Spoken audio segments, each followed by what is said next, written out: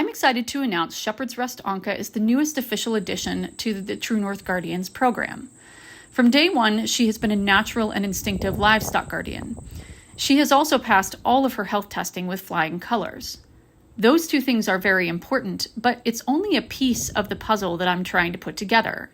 I'm looking at a lot of factors when I'm pulling together the dogs for this program. There are different needs for the pack and for the farm, and then different things that I see in the general gene pool for Kangals and Anatolians as I'm going along. Some of the dogs bring different things to the table, and in some cases, they might not bring other things. What's really interesting about Ankha is that she brings basically everything that I'd be looking for to the table. And really, aside from a couple of minor structural tweaks, is just about the ideal dog that I'm looking for. And it's really refreshing.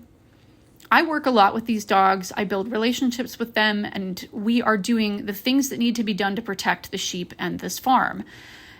But having a dog who walks on the farm from day one and just understands what needs to be done is a privilege to work with. And that's Ankha. In this particular case, she grew up with these ewes and lambs, and even by the time she turned 5 months, was already showing protective behaviors of them. She smells the air here, she smells something she doesn't like, and then she starts to patrol the exterior of the pen. It's behavior that I don't often see in a 5-month-old puppy, and it's basically has been the same ever since. Not long after, she was even put out in another barn and was helping the older livestock guardians identify when foxes were coming down on that side of the farm, and she didn't even have a mentor at the time. She has since turned into the top female on the farm, and despite that fact, she is incredibly restrained in how she handles it. She doesn't throw her weight around unnecessarily, and for a pack setting, that is important behavior to see. She's 1 year old here, and you can also see the pack dynamics developing in this situation. Something concerns her, and she sets off for the fence line to check it out. In the same pasture is 6-month-old Turi, a Kangal male. He's being a puppy, and as she's running past, she's telling him, "Get back, don't get in my way." It's very mature behavior for a 1-year-old dog. And the other thing that I found really interesting is that he immediately wants to follow her lead. And that kind of thing has continued even in the past year. At about 14 months of age, I decided that she was the kind of dog who had the temperament and traits I wanted to see out in the main pasture. And so I partnered her up with the oldest female on the farm, Maya, who is also one of the top females. It has worked out incredibly well. Maya is an exceptional livestock guardian in her own right, but she also drives me crazy in certain things. What's been interesting this past year is that Ankha seems to have made her a better livestock guardian and a better dog, eliminating a lot of the things that used to drive me crazy about Maya. It's turned them into a powerhouse team.